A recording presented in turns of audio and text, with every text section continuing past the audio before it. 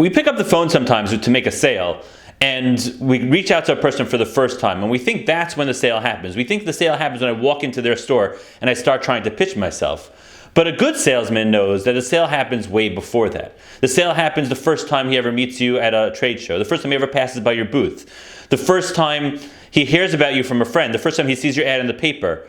And as they get more exposure to something, we call that branding. Now, in my opinion, branding isn't branding unless it actually conveys something that's remembered. But if it's done correctly and you have something that supports what it is, then when you're walking in with an introduction. Because they say, oh, I recognize you from LinkedIn. I recognize you from social media. I know who you are. I've heard about you from somewhere else. I saw you at a trade show. Oh, I recognize your company name. And what that does is that anchors you in trust.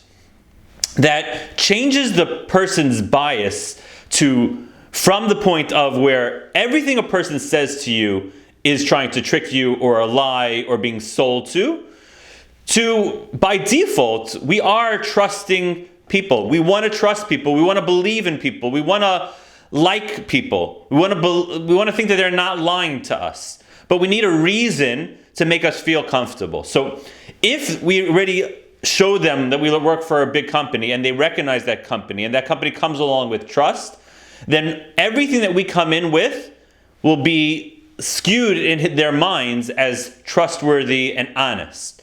Same thing if they know us from social media or if they were recommended to us. You ever look and analyze the difference between a sell from a person calling from a recommendation or from a calling from an ad? It's night and day. And what's the difference? It's that there's a bias to trust. When you get referred or when they know you already from social media because they saw you so many times and they feel like they know you, then they don't have that same wall up trying to protect themselves. They're biasing themselves to believing that what you're saying will help them. And that's why the salespeople who recognize this, who take that approach to first establishing trust, first establishing a rapport in the market, or they do marketing or branding first, and then they come time to make a sale, they get sales much faster, much better, because by the time a person walks in or by the time a person speaks to you, they've already gotten over that bias of being sold to or that bias of being protective of themselves, and they default to trusting you. And that's what you're trying to achieve from your marketing and your branding. You want to make sure that from the trade shows, from the ads, from seeing you on social media, they get a level of trust where they recognize that you are a good partner, that what you believe in, they recognize what you're like. They really have been given trust. And that's why websites spend so much time putting who we work with logos and trying to give over we've done work for them, so it must be we'll do good work for you.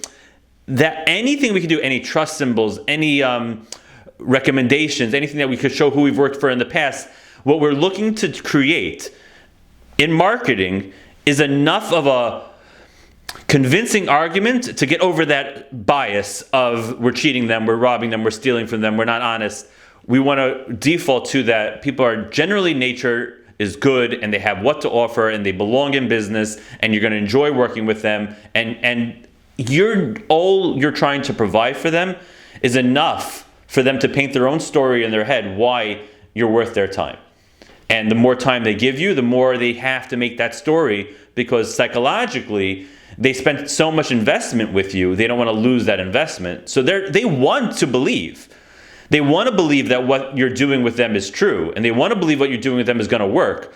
It's just you have to make the case, and you have to show them enough to get over that hump.